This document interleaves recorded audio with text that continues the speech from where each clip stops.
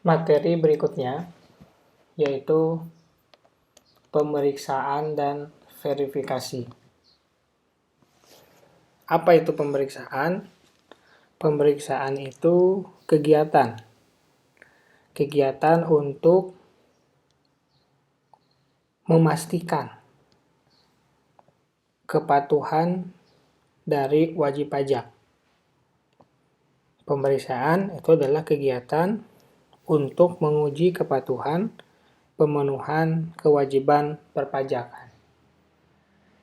Kewajiban perpajakan banyak, dari mulai menghitungnya, kemudian membayar, kemudian melapor.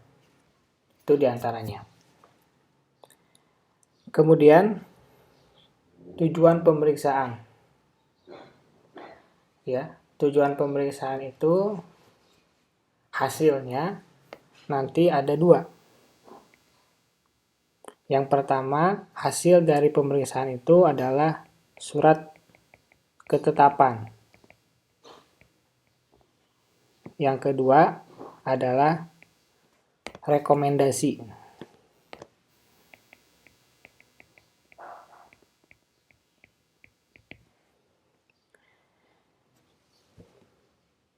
Itu hasil dari pemeriksaan. Adapun tujuan dari pemeriksaan, yang pertama adalah menguji kepatuhan. Yang nanti hasil dari pemeriksaan menguji kepatuhan adalah surat. Jadi surat ketetapan itu hasil dari tujuan pemeriksaan untuk menguji kepatuhan. Nanti hasilnya ada yang disebut sebagai SKP KB. SKP-nya surat ketetapan pajak. KB-nya kurang bayar.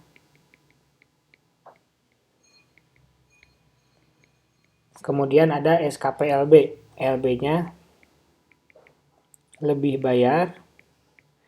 SKPN. N-nya adalah nihil. Atau STP, surat tagihan pajak.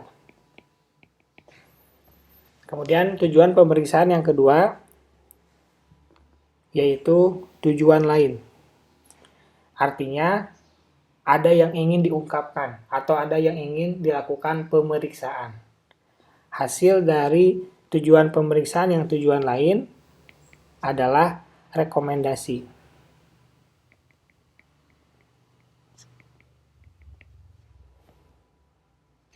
Seperti itu. Nanti pada saat dilakukan pemeriksaan, maka wajib pajak akan diberitahukan yang namanya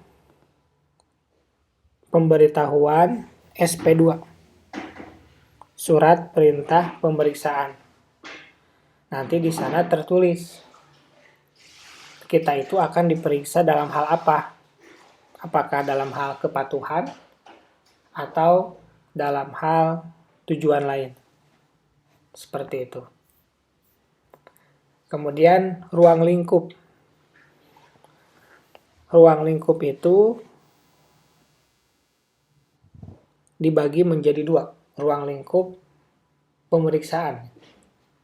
Yang pertama dalam hal waktu. Yang kedua dalam hal tempat. Adapun dalam hal waktu itu dibagi menjadi 2 lagi. Yang pertama ada yang namanya masa. Yang kedua adanya tahunan.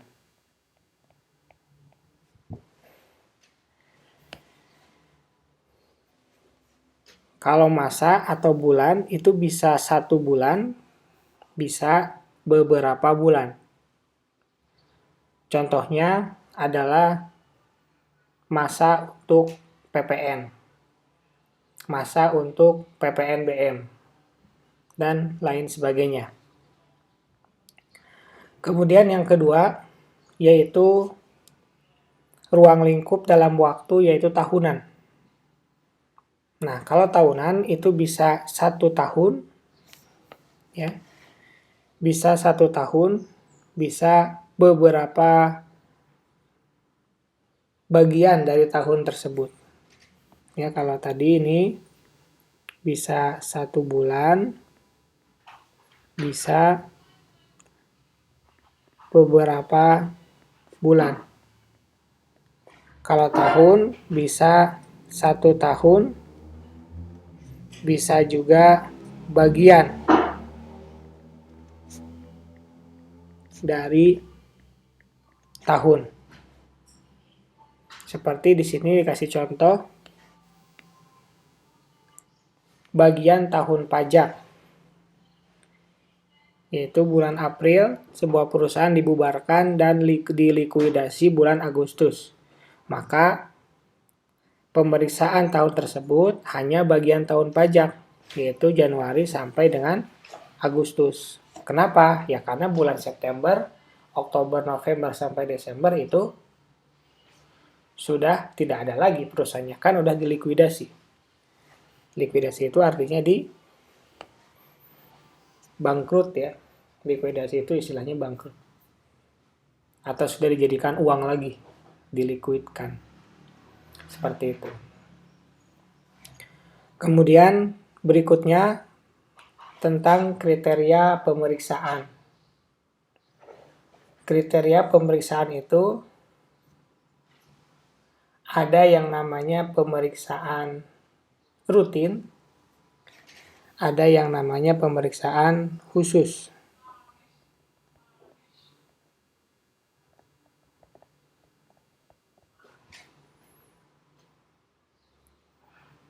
Kalau pemeriksaan rutin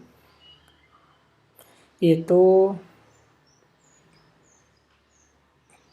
pasti ya dilakukan karena namanya rutin. Tapi kalau misalkan khusus, nanti harus dilihat dari risikonya, kemudian potensi pajak yang akan didapatkan apabila dilakukan PEMSUS. PEMSUS itu pemeriksaan khusus. Kalau yang rutin itu bisa menggunakan komputerisasi ya, atau secara massal. Kalau yang khusus itu ada 2. Yang pertama komputerisasi, yang kedua manual. Kalau komputerisasi langsung dimasukkan atau langsung di cross check misalkan penjualan. Penjualan itu berhubungan dengan PPN atau pajak keluaran. Pada saat dimasukkan kedua data tersebut, apakah masuk atau korek atau enggak, gitu ya. Nah, itu contoh komputerisasi. Kemudian, dalam hal pemeriksaan rutin, yang akan dilakukan sesuai dengan Peraturan Menteri Keuangan, yang pertama ada SPT LB. Jadi wajib pajak itu merasa dia lebih bayar, kemudian dia membuat permohonan untuk mengembalikan pajak yang dia bayarkan tersebut. Sebelumnya harus dilakukan permohonan. Dan sebelum dikeluarkan SKPLB harus dilakukan pemeriksaan. Begitu. Itu kalau yang dengan permohonan. Tetapi bisa juga tidak ada permohonan. Jadi pajak sendiri yang memeriksanya. Kemudian wajib pajak juga bisa meminta pendahuluan kelebihan pembayaran pajak. Biasa jadi wajib pajak mengajukan, ini saya lebih bayar nih, minta pengembalian dulu. Nah itu nanti setelah diberikan pengembalian itu, akan dilakukan pemeriksaan. Seperti itu. Kemudian yang keempat, SPT rugi. Jadi kalau misalkan perusahaan menyatakan bahwa dirinya rugi, dia harus diperiksa dulu. Kenapa? Karena kalau dia rugi, misalkan rugi di tahun 2021, maka di tahun depan, di 2022, dia tidak perlu membayar pajak ketika dia mendapatkan keuntungan. Seperti itu. Yang kelima, jika wajib pajak melakukan penggabungan, peleburan, pemekaran, likuidasi, pembubaran, atau meninggalkan Indonesia. Itu harus diperiksa. Artinya dia nggak mau lagi jadi wajib pajak dengan nama tersebut. Entah itu karena mau bikin bank baru, atau bergabung dengan yang lain, atau mau udahan usahanya. Kemudian yang terakhir, pemeriksaan rutin. Kita masih bahas pemeriksaan rutin. Itu dilakukan apabila wajib pajak itu melakukan perubahan tahun buku atau metode. Karena misalkan ada yang namanya penilaian kembali aktiva tetap atau istilahnya revaluasi aset. Misalkan metode depresiasi yang asalnya menggunakan garis lurus di tahun depan berubah menjadi saldo menurun ganda.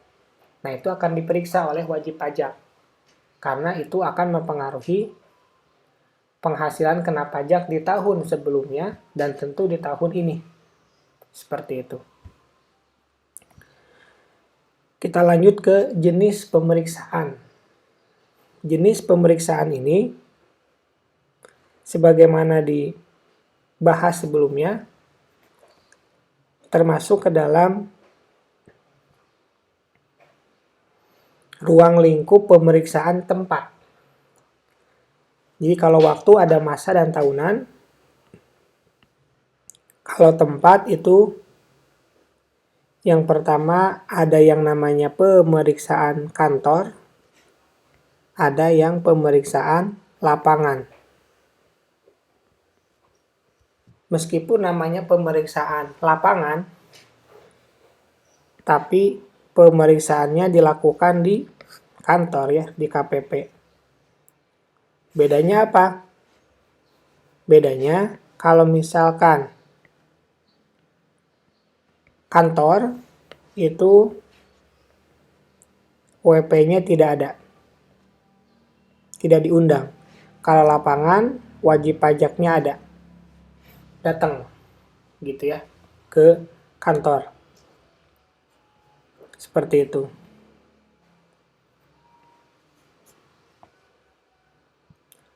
Kemudian berdasarkan PMK nomor 17 tahun 2013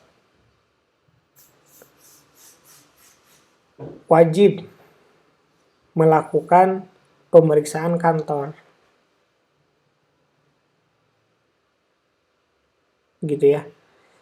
Jadi kalau misalkan mau pemeriksaan lapangan harus dilakukan pemeriksaan kantor dulu. Seperti itu.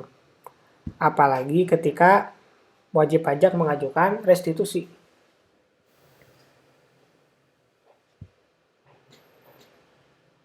Pada saat mau melakukan pemeriksaan kantor, ketika wajib pajak mau melakukan restitusi, laporan keuangan itu harus diaudit oleh akuntan publik. Kemudian tidak sedang dilakukan yang namanya buper atau bukti permulaan. Artinya ketika mengajukan itu harus dilihat ada nggak kasus buper. Maksudnya buper itu diindikasikan melakukan kecurangan. Seperti itu. Berikutnya ada jangka waktu pemeriksaan. Yang pertama, pada saat diperiksa, baik itu pemeriksaan kantor ataupun lapangan, baik itu pemeriksaan rutin maupun pemeriksaan khusus, itu ada waktu pengujiannya. Namun memang yang namanya waktu pengujian itu kita tidak tahu. Di sini dijelaskan, dalam hal jangka waktu pengujian, berdasarkan pasal 5A, bahwa yang namanya SPHP itu surat pembahasan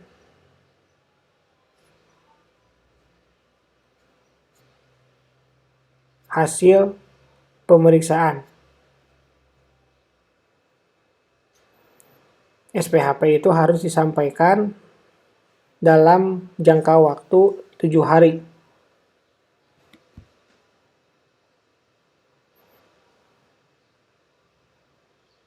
Kemudian SPHP sampai dengan LHP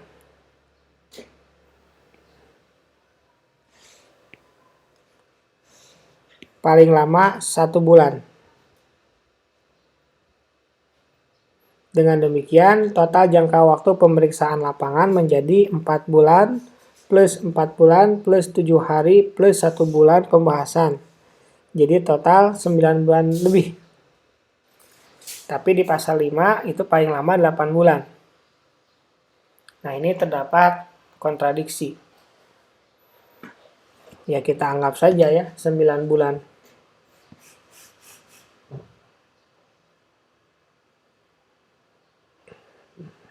Jadi intinya, untuk pemeriksaan kantor,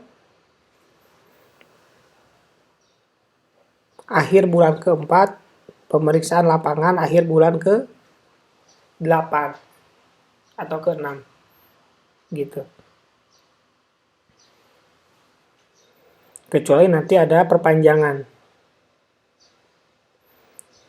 Jadi intinya, untuk jangka waktu pemeriksaan, kita ambil saja salah satu peraturannya.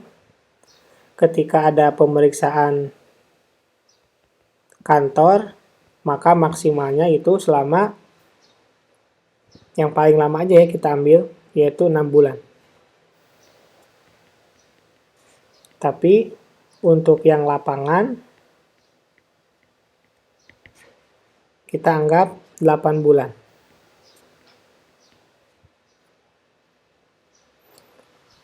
Seperti itu. Berikutnya, tentang jangka waktu restitusi. Restitusi itu refund atau pengembalian pajak. Pengembalian pajak itu merupakan hak kita sebagai wajib pajak yang sudah membayarkan pajak yang lebih besar daripada pajak yang terutang. Oleh karenanya, mau itu kita buat permohonan atau tidak, itu menjadi haknya kita. Tapi ada perbedaan antara pada saat kita meminta atau memohon pengembalian pajak atau restitusi pajak sama yang tidak dimohonkan.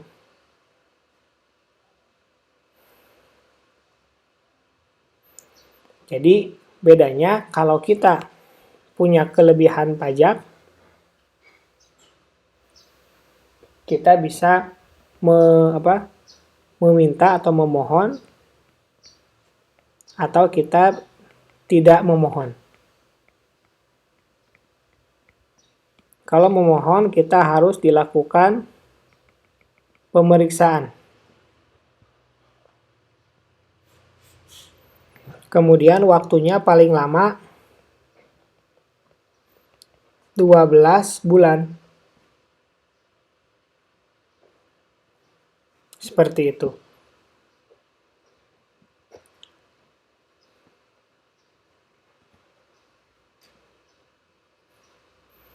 Kemudian di sini ada contoh. Kalau meminta restitusi lebih dahulu.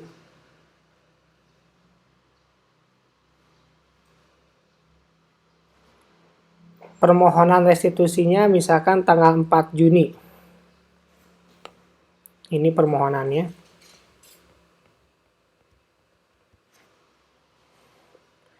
Kemudian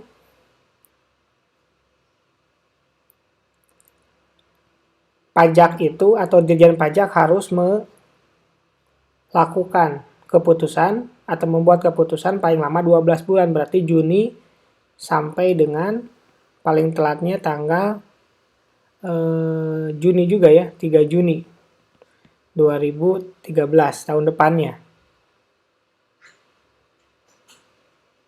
Tetapi pada saat pemeriksaan atas permohonan itu misalkan dijelaskan di sini tanggal 7 Januari 2013, maka sebelum 3 Juni harus keluar.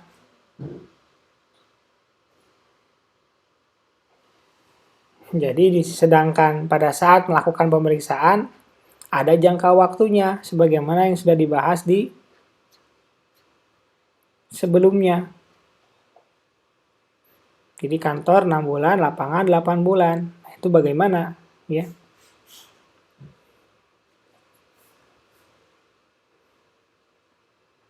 Seperti itu.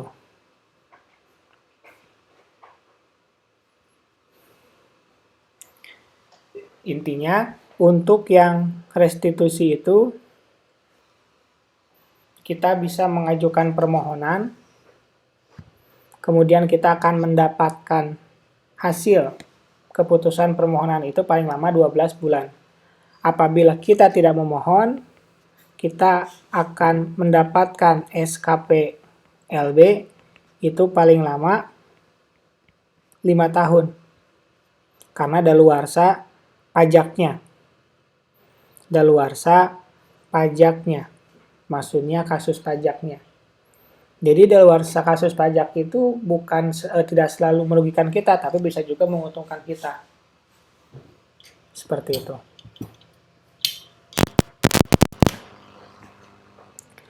Berikutnya penyelesaian pemeriksaan. Dalam hal penyelesaian pemeriksaan, nanti kan kita akan dapat SP2 tuh. Yang menyatakan kita tuh bakal diperiksa apa? Rutin atau tujuan khusus. Kemudian nanti ada SPHP. Setelah SPHP membuat LHP. LHP itu laporan hasil pemeriksaan.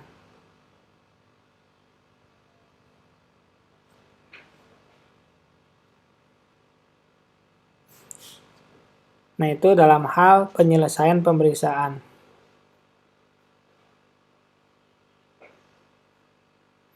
Kemudian, dalam hal pemeriksaan pun boleh dilakukan pertemuan dengan wajib pajak.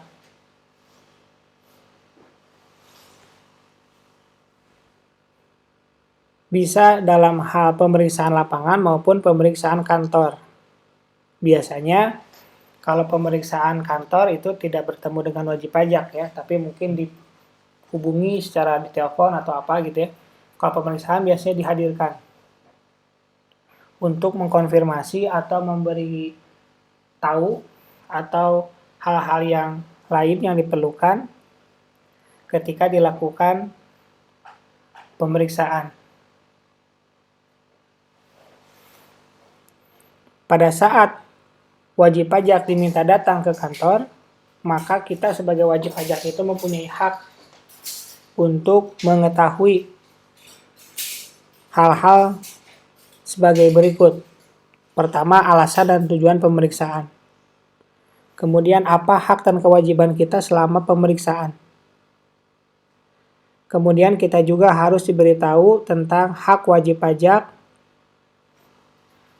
untuk mengajukan permohonan dilakukan pembahasan dengan tim quality assurance pemeriksaan agar hasil pemeriksaan itu menjadi lebih kredibel. Kemudian kewajiban kita sebagai wajib pajak adalah memenuhi permintaan dari Dirjen Pajak. Baik itu dalam hal permintaan buku, catatan, atau dokumen lain yang menjadi dasar pembukuan. Tetapi pastikan itu harus berkaitan dengan alasan atau tujuan pemeriksaan. Jangan sampai pada awal dikatakan saya mau periksa pajak pertambahan nilai. Ternyata pada saat datang meminta misalkan rekening koran. Nah, itu kita mempunyai hak untuk menolaknya. Nah, setelah semua itu dilakukan dengan pertemuan dengan pajak, maka ada berita acara yang menyatakan bahwa sudah melakukan kewajiban kita untuk hadir ke kantor, kemudian kita juga harus menjelaskan apa yang dilakukan dan apa yang diminta. Jadi pada saat meminjam dokumen atau yang lainnya harus ada serah terima. Makanya di pembahasan berikutnya tentang peminjaman dokumen dan penyegelan.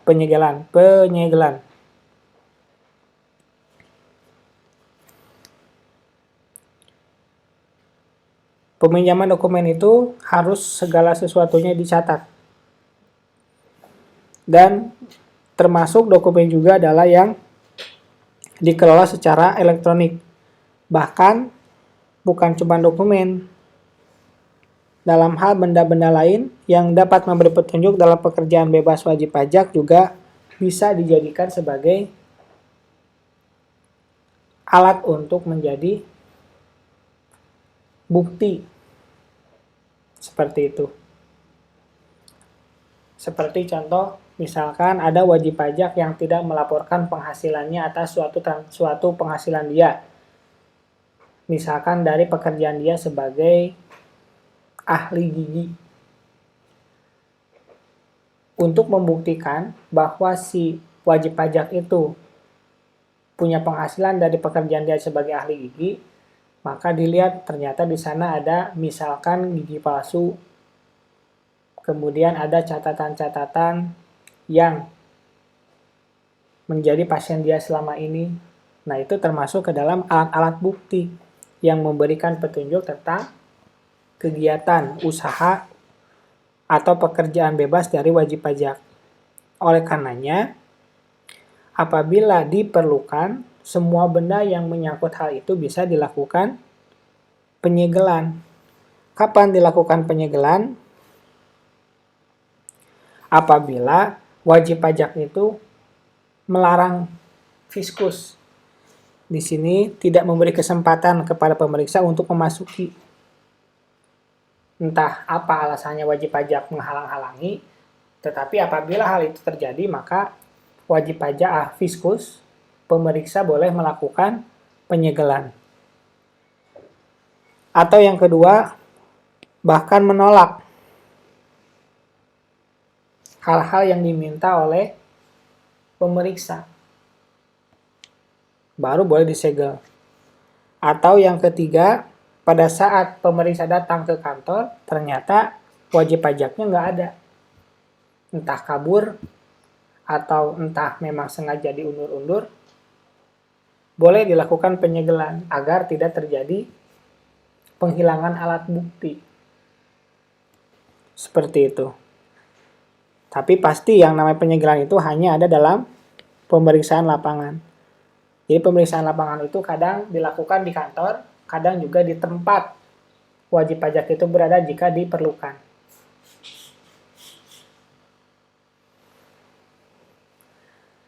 Apabila pemeriksa itu membawa SPHP atau surat pemberitahuan pemeriksaan lapangan, maka kita harus meminta dulu penjelasan tentang 4 hal yang tadi sudah dibahas. 4 hal yang ini. Seperti itu.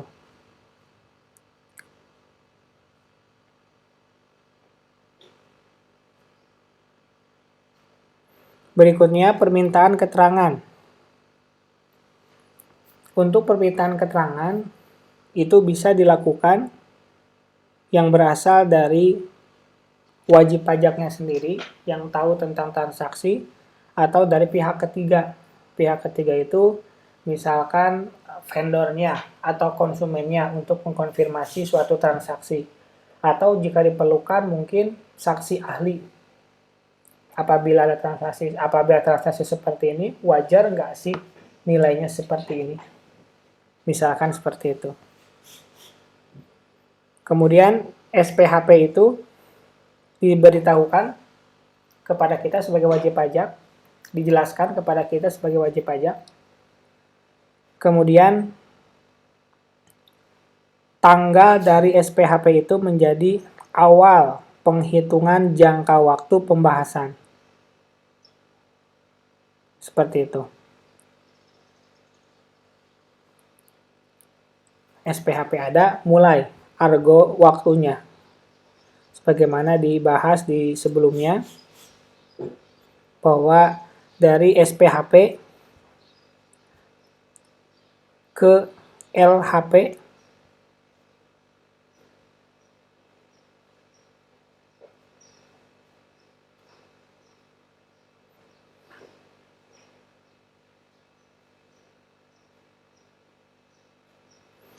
waktunya berapa bulan ya tadi ya? Waktunya mana tadi? Kalau nggak salah 12 bulan ya.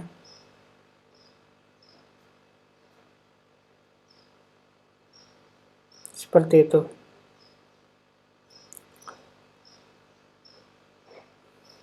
Kemudian kita lanjut membahas tentang closing conference.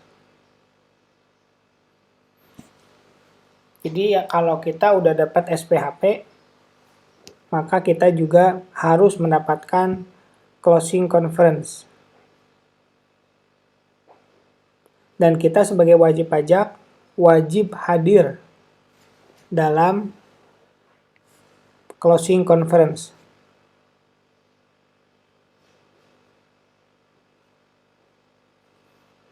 Kemudian setelah kita mendapatkan SPHP, wajib pajak juga memberikan tanggapan. Nanti apabila setuju, maka ada formulir persetujuan. Berarti nanti konsekuensinya harus kita lakukan. Misalkan kalau kita kurang bayar, harus dibayar. Kalau kita lebih bayar, kita harus diberikan kelebihannya. Atau misalkan nihil, ya udah berarti kita tidak perlu melakukan kewajiban apapun lagi. Seperti itu. Nah, apabila kita tidak setuju atau setujunya cuma sebagian, maka itu juga disampaikan balasan dari SPHP yang kita terima.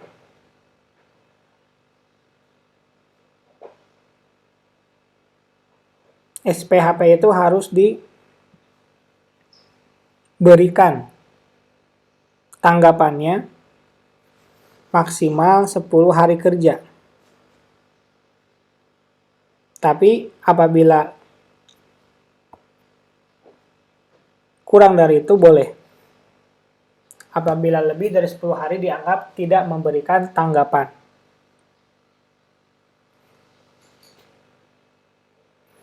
Kemudian setelah mendapatkan tanggapan nanti akan ada undangan berupa closing conference. Seperti itu. Nanti akan dibahas hasil dari pemeriksaan tersebut kepada kita. Kenapa ini disebut sebagai kesalahan atau kenapa fiskusnya misalkan salah dan lain sebagainya.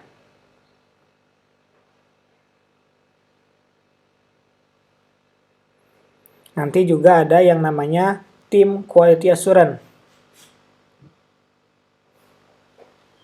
untuk menilai pemeriksaan yang telah dilakukan oleh pemeriksa.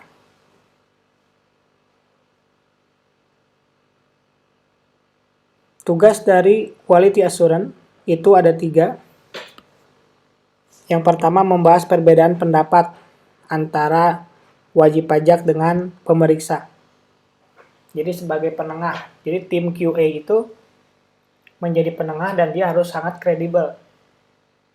Misalkan ada suatu transaksi oleh wajib pajak diakuinya di tahun ini, 2022, tetapi oleh pemeriksa pajak diakui di tahun 2021. Dibahas kenapa seperti itu, apa alasannya wajib pajak mengakuinya di tahun ini, dan apa alasannya pemeriksa pajak diakuinya tahun lalu. Kemudian tugas yang kedua, memberikan simpulan dan keputusan atas perbedaan pendapat yang terjadi. Dan yang ketiga, membuat risalah atau ringkasan yang berisi kesimpulan dari QA sendiri. Tapi meskipun sudah diperiksa, sudah dibahas lagi oleh QA, bukan berarti pemeriksaan selesai. Nanti ada closing conference. Yang hasil dari closing conference itu yaitu berita acara pembahasan akhir pemeriksaan. Kalau sudah ada berita acara, maka sudah selesai pemeriksaannya. Dan kita sebagai wajib pajak harus mengikuti, mematuhi apa yang sudah menjadi hasil. Seperti itu. Bahkan, kalau misalkan kita masih tidak puas, ketika misalkan muncul surat ketetapan pajak berupa kurang bayar, kita bisa mengajukan yang namanya keberatan. Kalau keberatan kita masih nggak puas, kita bisa mengajukan banding. Nah, apabila terjadi kondisi kita sebagai wajib pajak itu mengungkapkan ketidakbenaran dalam pengisian SPT selama pemeriksaan.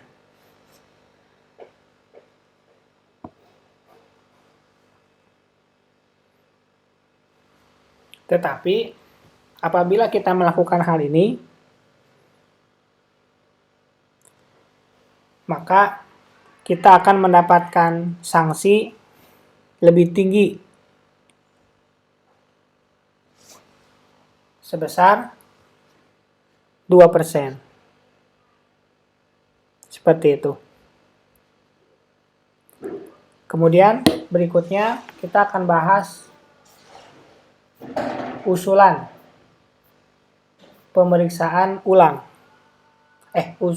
Usulan bukti permulaan.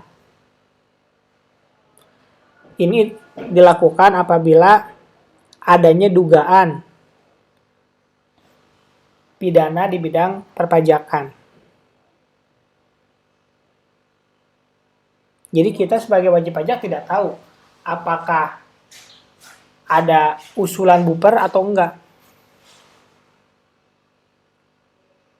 Karena itu terjadi pada saat pemeriksa itu melakukan pemeriksaan terhadap kita. Seperti itu.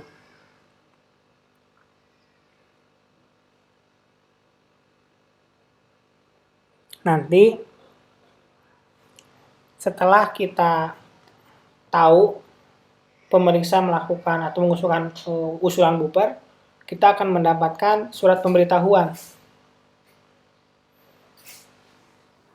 Tapi yang meriksa nanti yang lain lagi, yaitu pemeriksa buper, bukan pemeriksa yang pertama kita.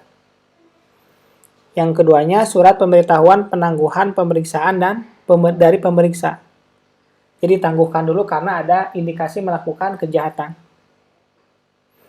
Seperti itu. Jadi dinaikkan, asalnya pemeriksaan rutin atau pemeriksaan tujuan khusus, karena ada sesuatu yang dianggap termasuk pidana pajak, dinaikkan menjadi pemeriksaan bukti permulaan. Pemeriksaan yang rutin sama atau yang tujuan lain itu dihentikan dulu. Seperti itu.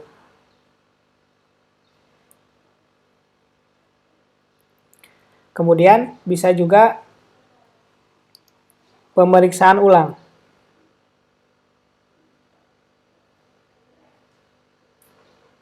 Fungsi dari pemeriksaan ulang ini untuk melakukan koreksi atas SKP yang lebih rendah dari yang seharusnya. Misalkan harusnya 10, ternyata harusnya 10 yang dikeluarkan oleh pemeriksa 5. Atau misalkan wajib pajak merasa keberatan, maka dilakukan pemeriksaan ulang. Seperti itu. Kemudian pemeriksaan untuk tujuan lain, tetapi tidak menerbitkan surat ketetapan. Tujuan lain itu misalkan ada potensi pajak yang belum di-store pada saat pemeriksaan. Ini harusnya dipajakin nih, misalkan ada transaksi-transaksi yang melalui e-commerce belum dipajaki. Pemeriksaan lain juga banyak. Pemeriksaan untuk tujuan lain juga banyak, misalkan pemberian PWP secara jabatan, atau mungkin penghapusan, pengukuhan atau pencabutan PKP, keberatan, dan yang lain sebagainya. Seperti itu. Jangka waktu untuk yang namanya pemeriksaan tujuan lain itu 4 bulan. Jika lapangan. Seperti itu. Tapi kalau pemeriksaannya pemeriksaan kantor, itu hanya 14 hari saja. Itu khusus untuk pemeriksaan untuk tujuan lain. Terakhir, tentang verifikasi. Jadi verifikasi ini hampir mirip dengan yang namanya pemeriksaan. Jadi verifikasi ini sama ya, pengujian pemenuhan kewajiban subjektif dan objektif atau penghitungan dan pembayaran pajak. Seperti itu. Jadi verifikasi dilakukan sebelum menerbitkan yang namanya surat ketetapan pajak. Apapun jenis surat ketetapan pajaknya. Apakah itu SKPKB, SKPLB, SKPN, atau surat tagihan pajak. Bahkan ada tambahan lain selain SKPKB, yaitu penerbitan SKP KBT. Yang namanya SKP KBT itu hasil dari yang namanya verifikasi. Kenapa bisa ada SKP KBT? Karena adanya data baru berupa misalkan putusan pengadilan. Seperti itu.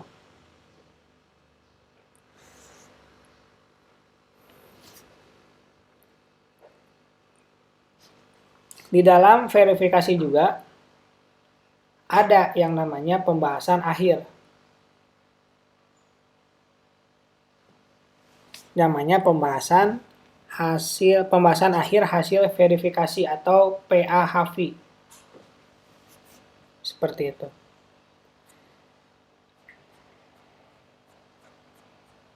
Tentu yang namanya verifikasi ini dilakukan mungkin untuk menambah jalur pemeriksaan yang dilakukan oleh pemeriksa. Artinya pemeriksa menjadi lebih banyak waktunya, lebih banyak ruang lingkupnya agar potensi pajak terus digali. Nah, itu materi tentang pemeriksaan dan verifikasi.